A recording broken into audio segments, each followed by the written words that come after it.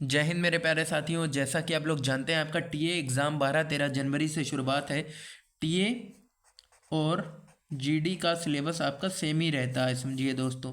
आज मैं आप लोग को GK plus GS original paper, ये आपका ओरिजिनल पेपर है, ये देख सकते हैं आप लोग, ओरिजिनल पेपर है। इसको सॉल्व कीजिए। मैं जैसे एग्ज़ाम पास किया था जीडी का, वैसे ही मैं आपको टीए के लिए गाइड कर रहा हूँ। पूरा पेपर पूरे 35 प्लस जीके जीएस के क्वेश्चन मैं आपको करवाऊँगा अभी। और जो मैथ के क्वेश्चन है वो भी कुछ आपको बता दूंगा, बाकी जो है आपको वो खुद से सॉल्व करने हैं। जीके जीएस मैं अभी आपको करवा देता हूं दोस्तों।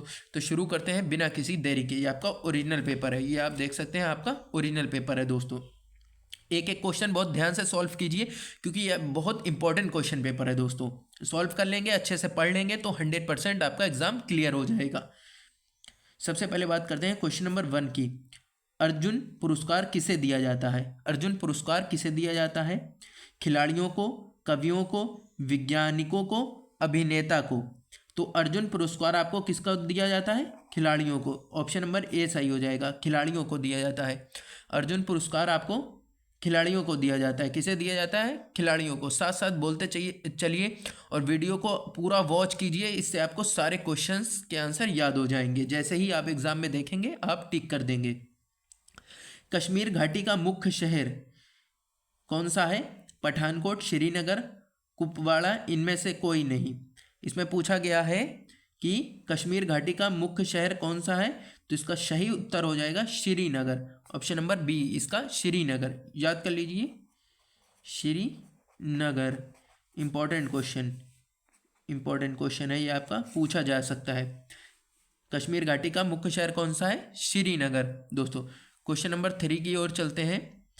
आधी रात का सूरज किस देश को कहा जाता है? आधी रात का सूरज किस देश को कहा जाता है? जापान, स्विट्जरलैंड, नॉर्वे, इनमें से कोई नहीं। तो ऑप्शन नंबर सी सही हो जाएगा। आधी रात का सूरज किस देश को कहा जाता है? नॉर्वे को कहा जाता है। किसे कहा जाता है? नॉर्वे को। क्वेश्चन नंबर 4 पर चलते हैं। 3 आपका हो गया, 4 पर चलते हैं। सत्य में जयते कहाँ से लिया गया है? सत्य में विजयते कहाँ से लिया गया? माटकोपनिषद से, ऋग्वेद से, नाट्यशास्त्र से, सामवेद से। तो ये पूछा जा रहा है सत्य में विजयते कहाँ से लिया गया है, तो ऑप्शन नंबर ए सही हो जाएगा इसका। मांडुक्य उपनिषद, उपनिषद से लिया गया है। किससे? उपनिषद से लिया गया। ऑप्शन नंबर ए उपनिषद से लिया गया है। ये क्वेश्चंस आप बहुत चुनिंदा क्वेश्चंस हैं, आए हुए क्वेश्चंस हैं, बहुत ध्यान से इनको पढ़िएगा तो आपको याद हो जाएंगे। आपका ओरिजिनल पेपर है, आप देख सकते हैं दोस्तों। क्वेश्चन नंबर 5 पे चलते हैं। चिल्का झील कहाँ स्थित है? उड़ीसा, बिहार, मध्य प्रदेश, इनमें से कोई नहीं। दोस्तों ये बहुत इंपॉर्टेंट क्वेश्चन है, झील से क्वेश्चन ज़रूर पूछे जाते हैं। झील से क्वेश्चन ज़रूर एक क्वेश्चन आता है। तो चिल्का झील कहाँ है आपकी? उड़ीसा में। ऑप्शन नंबर ए उड़ीसा में है आपकी चिल्का झील। कहाँ? उड़ीसा में है। क्वेश्चन नंबर 6 पे चलते हैं। मिजोरम की राजधानी, राजधानी से क्वेश्चन, जो राजधानियाँ होती हैं, राजधानियाँ, जब मैंने पेपर दिया था जब भी पूछा गया राजधानियों से एक क्वेश्चन ज़रूर आता है। तो राजधानियाँ आपको याद करके जानी है। मिज़ोरम की राजधानी कहाँ है? ए आइजोल, बी शिलोंग, सी इम्फॉल, इनमें से कोई नहीं। तो आपकी मिज़ोरम की जो राजधानी है वो आइजोल है, याद कर लीजिए, आइजोल आपकी मिज़ोरम की राजधानी है। उसके बाद में आगे चलते हैं। बिहू किस राज्य का पारंपरिक नृत्य है? दोस्तों नृत्य से क्वेश्चन जरूर आते हैं, नृत्य से क्वेश्चन जरूर आते हैं। क्वेश्चन नंबर 7 पर पहुंच गए हम लोग। बिहू किस राज्य का पारंपरिक नृत्य है? बिहार, असम, पंजाब, या इनमें से कोई नहीं। तो इसका सही उत्तर हो जाएगा बी असम, असम का। दोस्तों याद कर लीजिए, बिहू किस राज्य का पारंपरिक नृत्य है? तो असम का है, असम, याद कर लीजिए दोस्तों, बहुत अच्छा क्वेश्चन है। क्वेश्चन नंबर 8 पर चलते हैं। लंदन डैश किस नदी के तट पर स्थित है? James, Tems, Hems, Thames. तो इसमें से आपको 4 ऑप्शन दिए जाते हैं। लंदन किस नदी के तट पर स्थित है दोस्तों? तो इसका सही उत्तर हो जाएगा टेम्स नदी, टेम्स नदी के तट पर स्थित। लंदन टेम्स नदी के तट पर स्थित है दोस्तों। इधर का पैराग्राफ आपका कंप्लीट हो गया। ऐसे ही आपको बहुत घबराना नहीं है, इजीली सॉल्व करते हुए चले जाना है। अगर आपकी जीके जीएस अच्छी है तो आप बहुत इजीली पास कर लेंगे। टीए का एग्ज़ाम हो, चाहे जीडी का हो, ट्रेडमैन का हो, किसी का भी हो। फिर बात करते हैं क्वेश्चन नंबर 9 की, एक नक्शे का उपयोग करके आप क्या पा सकते हैं? एक नक्शे का उपयोग करके आप क्या पा सकते हैं? दूरी, दिशा, ऊंचाई, इनमें से कोई नहीं। अब देखो कितना सिंपल क्वेश्चन पूछा गया है, ऐसे ही क्वेश्चन पूछे जाते हैं दोस्तों, ऐसे ही इजी क्वेश्चन भी पूछे जाते हैं। एक नक्शे का उपयोग करके आप क्या पा सकते हैं? दूरी, दिशा, ऊंचाई, इनमें से सब। तो इनमें से सभी चीज़ें आप पा सकते हैं, दूरी भी, दिशा भी, ऊंचाई भी, एक नक्शे का प्रयोग करके। दोस्तों ऐसे ही एग्ज़ाम को पास करने का तरीका होता है कि आप चुनिंदा क्वेश्चंस पढ़ें, ना कि सारे। तो मैं आपके लिए बहुत अच्छा प्रैक्टिस सेट की शुरुआत किया हूँ। ये आपका प्रैक्टिस सेट 1 है। इससे पहले मैं खुद से पढ़ाया था, लेकिन इस प्रैक्टिस सेट को अगर आप सॉल्व करते हैं, पूरी वीडियोस को वॉच करते हैं, एक एक क्वेश्चन को ध्यान से पढ़ते हैं, तो आप 100% एग्जाम में पास हो जाएंगे। आप देख सकते हैं, क्योंकि हमारा चैनल सिर्फ इंडियन आर्मी के लिए वीडियो बनाता है। क्वेश्चन नंबर 10 की बात करते हैं। सशस्त्र बलों का सर्वोच्च कमांडर कौन होता है? सशस्त्र बलों का सर्वोच्च कमांडर कौन होता है? उच्च न्यायालय का मुख्य न्यायाधीश, लोकसभा का अध्यक्ष, भारत का राष्ट्रपति, या उपरोक्त में से कोई नहीं। तो क्वेश्चन नंबर जो 10 है आपका, ये संवैधानिक टाइप का क्वेश्चन है। ये पूछा गया सशस्त्र बलों का सर्वोच्च कमांडर कौन होता है। बहुत इंपॉर्टेंट क्वेश्चन है ये आपका। क्वेश्चन नंबर 10 आपका बहुत बहुत इंपॉर्टेंट है, जिसपे मैं डबल टिक कर दिया, बहुत इंपॉर्टेंट। भारत का राष्ट्रपति, भारत का राष्ट्रपति कौन? सशस्त्र बलों का सर्वोच्च कमांडर कौन होता है? भारत का राष्ट्रपति। दोस्तों बहुत ध्यान से पढ़ना, मैं आपके लिए बहुत ज़्यादा मेहनत कर रहा हूँ, क्योंकि इस बार आपको जो है पेपर को बहुत इजीली क्रॉस करना है। क्वेश्चन नंबर 11 में, इनमें से दुनिया में सबसे गहरा सागर कौन सा है? इनमें से दुनिया में सबसे गहरा सागर कौन सा है? प्रशांत महासागर, हिंद महासागर, अरब महासागर, या इनमें से कोई नहीं। तो इसका सही उत्तर हो जाएगा प्रशांत महासागर। इनमें से दुनिया का सबसे गहरा सागर कौन सा है? प्रशांत महासागर। फिर उसके बाद में बात करते हैं क्वेश्चन नंबर 12 की। भारत ने गोवा को पुर्तगालियों से कब मुक्त कराया? बहुत इंपॉर्टेंट क्वेश्चन है, ये भी आपका इंपॉर्टेंट क्वेश्चन है ये। भारत ने गोवा को पुर्तगालियों से कब मुक्त कराया? 1947, 1965, 1961 या 1960 में। तो क्वेश्चन नंबर 12 का उत्तर हो जाएगा 1961 में।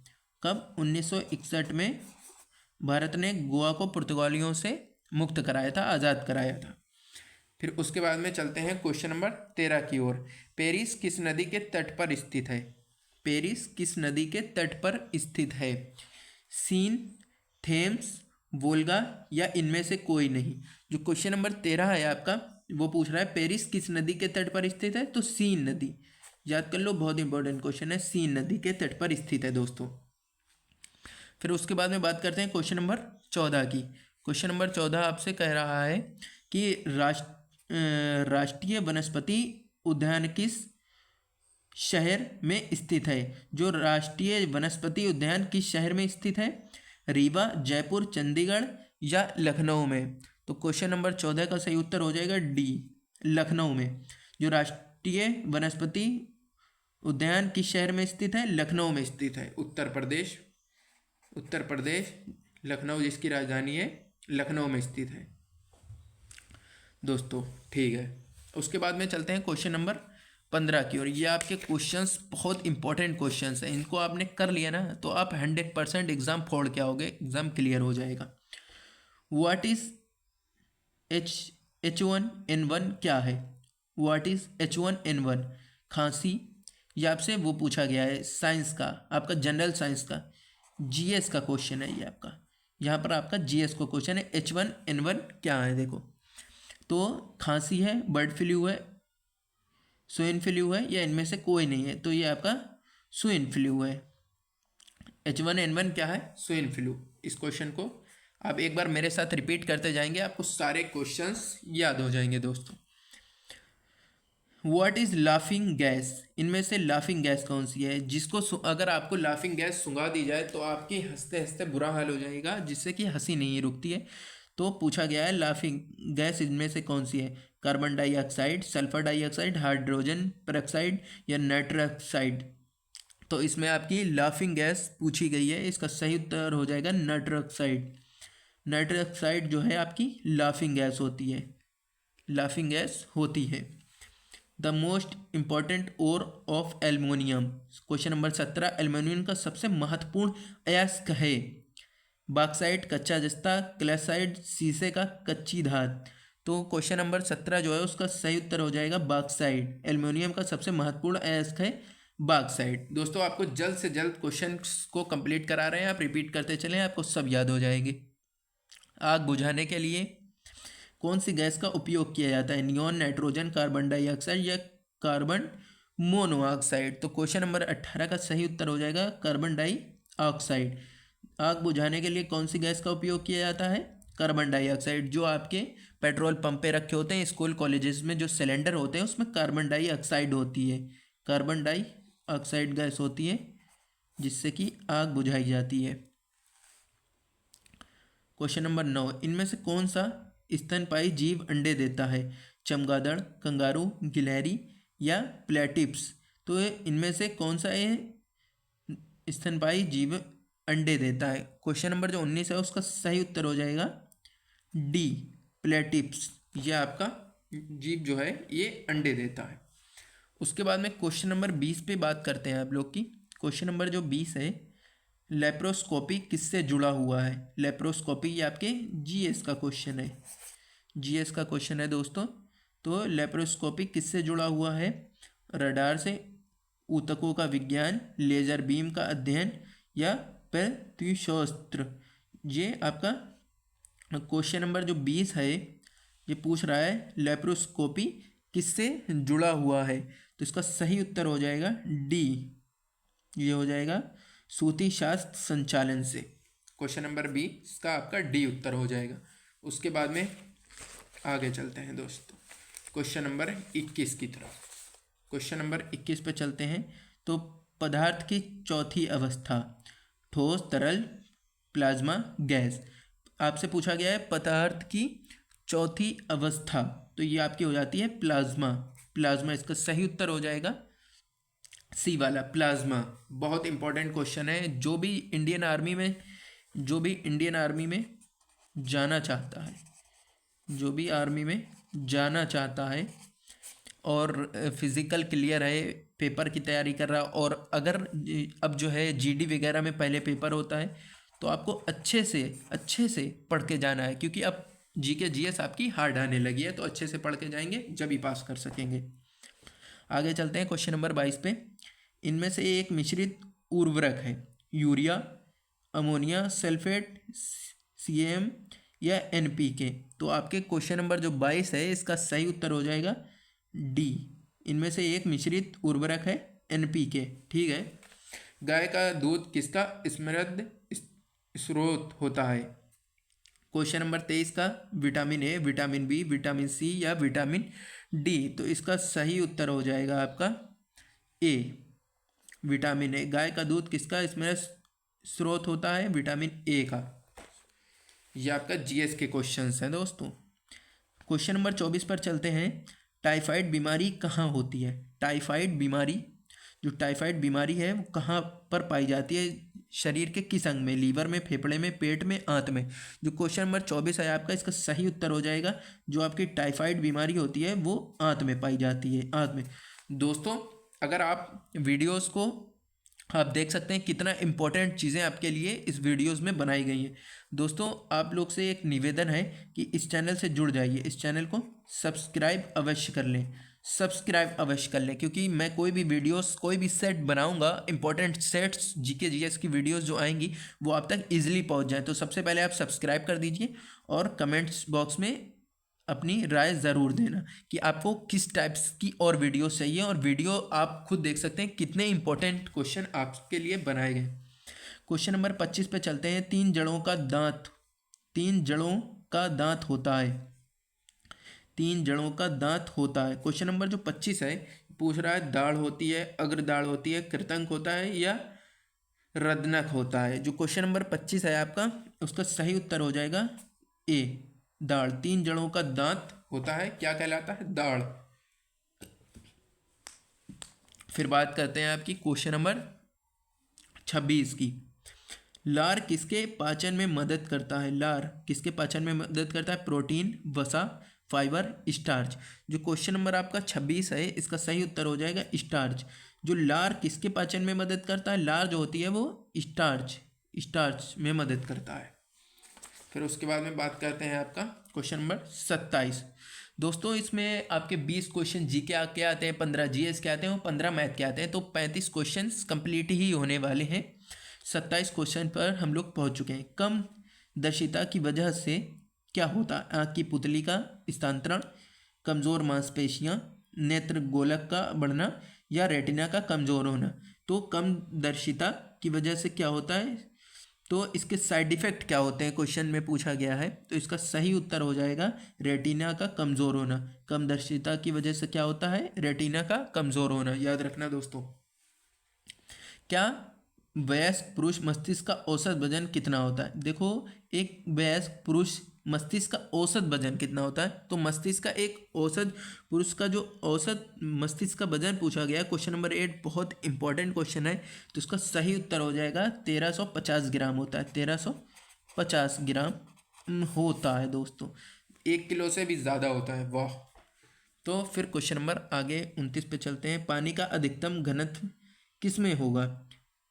0 degree Celsius, 4 degree Celsius, 100 degree Celsius या 10 डिग्री सेल्सियस। तो इसका सही उत्तर हो जाएगा पानी का अधिकतम जो घनत्व होता है वो 4 डिग्री सेल्सियस में होता है। उसके बाद दोस्तों बात करते हैं क्वेश्चन नंबर 30 की। निम्नलिखित में से कौन सा रोग आमतौर पर हवा के माध्यम से फैलता है? हवा के माध्यम से कौन सा फैलता है? प्लेग, टाइफाइड, क्षय रोग या हैजा। जो हवा के माध्यम से फैलने वाले रोग है वो आपका क्षय रोग है, ट्यूबरक्लोसिस जिसे बोलते हैं दोस्तों। फिर क्वेश्चन नंबर 31 पर आ जाते हैं। क्वेश्चन नंबर 31 आपका क्या कहता है? वायुमंडल का ऊपरी हिस्सा ओजोन परत में हमें किससे बचाता है? प्रत्यक्ष विकिरण से, अवरक्त किरणों से, पराबैंगनी किरणों से या ब्रह्मणीय किरणों से। तो जो वायुमंडल का ऊपरी हिस्सा है ओजोन परत हमें किससे बचाती है? जो आपका 31 नंबर क्वेश्चन है वो हमें बचाती है पराबैंगनी किरणों से। दोस्तों अगर पराबैंगनी किरणें डायरेक्ट पड़ जाएं तो संसार बहुत जल्द ही नष्ट हो जाएगा। उसके बाद में क्वेश्चन नंबर ये आपका 32। क्वेश्चन नंबर 32 पर पहुंच गए हम लोग। देख सकते हैं दोस्तों, हवाई विमानों में शुद्ध ईंधन होता है। शुद्ध ईंधन, हवाई विमानों में शुद्ध ईंधन होता है पेट्रोल, मिट्टी तेल, गैसोलीन या डीजल। तो इसका सही उत्तर हो जाएगा आपका 32 वाले का बी, मिट्टी का तेल। हवाई विमानों में शुद्ध ईंधन होता है मिट्टी का तेल। उसके बाद में बात करते हैं क्वेश्चन नंबर 33। निम्न में से कौन सी ग्रंथि नहीं है? पेट, जिगर, गुर्दे, पाचक ग्रंथि। क्वेश्चन नंबर 33, पेट, निम्न में से कौन सी ग्रंथि नहीं है? पेट, जिगर, गुर्दे, पाचक ग्रंथि। क्वेश्चन नंबर 33 का ए हो जाएगा पेट। निम्न में से कौन सी ग्रंथि नहीं है? तो पेट ग्रंथि नहीं है, बाकी सब इसमें ग्रंथि होती हैं। ज़्यादा दूरी वाला फोटोग्राफी किसके द्वारा सुसाध्य बनाई जा सकती है? प्रकाश, एक्सरे, अवरक्त किरण, पराबैंगनी किरण। तो इनमें से क्वेश्चन नंबर जो 34 है आपका, इसका सही उत्तर हो जाएगा प्रकाश। ज़्यादा दूरी वाली फोटोग्राफी किसके द्वारा सुसाध्य बनाई जा सकती है? तो प्रकाश के कारण, सॉरी सुसाध्य बोल नहीं पाया था सही से, प्रकाश के कारण बनाई जा सकती है दोस्तों। फिर आपका क्वेश्चन नंबर 35, लास्ट क्वेश्चन है ये आपका जीके जीएस का। पटाखों में हरी आग किस वजह से उत्पन्न होती है? पटाखों में जो आग होती है, जो हरी हरी आग निकलती है पटाखों से, वो किस कारण उत्पन्न होती है दोस्तों? पारा, सोडियम, पोटेशियम या बेरियम। तो इसका सही उत्तर हो जाएगा बेरियम। जो पटाखों में हरी आग किस वजह से उत्पन्न होती है? बेरियम के कारण उत्पन्न होती है दोस्तों।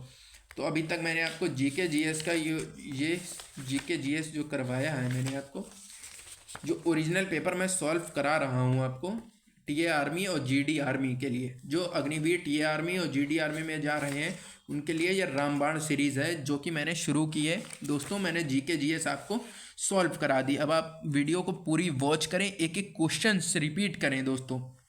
100% आपका सिलेक्शन कोई नहीं रोक सकता। उसके बाद में बात करते हैं फिर क्वेश्चन नंबर 36। देखिए क्वेश्चन नंबर 36 जो है यहाँ पर से आपकी मैथ शुरू हो जाती है। मैं आपको ऊपर की मैथ दिखा देता हूँ कि मैथ किस टाइप की होती है, ज़्यादा टफ नहीं होती है। देखो मैंने एक क्वेश्चन सॉल्व किया था। Area of rectangle ground is 12,000 metre square, its length is 125 metre, its parameter is. एक आयताकार मैदान का क्षेत्रफल 12,000 मीटर स्क्वायर है, इसकी लंबाई वर्ग, उसकी लंबाई 125 मीटर है, तो उसकी परिधि क्या होगी। एरिया सबसे पहले आपको लिखना है, एरिया और लेंथ दी गई हुई है, मैदान और लंबाई दी हुई है, फिर A/B का फार्मूला लगेगा, उससे आपकी ब्रेथ निकलेगी, चौड़ाई, फिर पैरामीटर ऑफ एरिया लगेगा, उसका ये फार्मूला होता है, और फार्मूला लगा के आपका 450 मीटर उत्तर आ जाएगा। बहुत हल्की मैथ आती है, कोई ज़्यादा टफ नहीं होती, इतने इजी से क्वेश्चंस होते हैं। आप देख सकते हैं क्वेश्चंस का लेवल देख सकते हैं आप।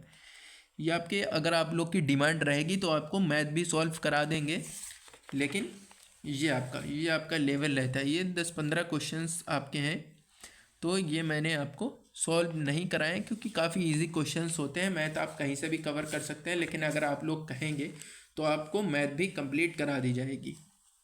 तो दोस्तों, डिफेंस किंग यूट्यूब चैनल से अवश्य जुड़ें, सब्सक्राइब कर लें ताकि आपके पास नोटिफिकेशन सबसे पहले पहुंच जाए। और वीडियो अच्छा लगा हो तो लाइक ज़रूर करें और कमेंट्स बॉक्स में ज़रूर बताएं आप।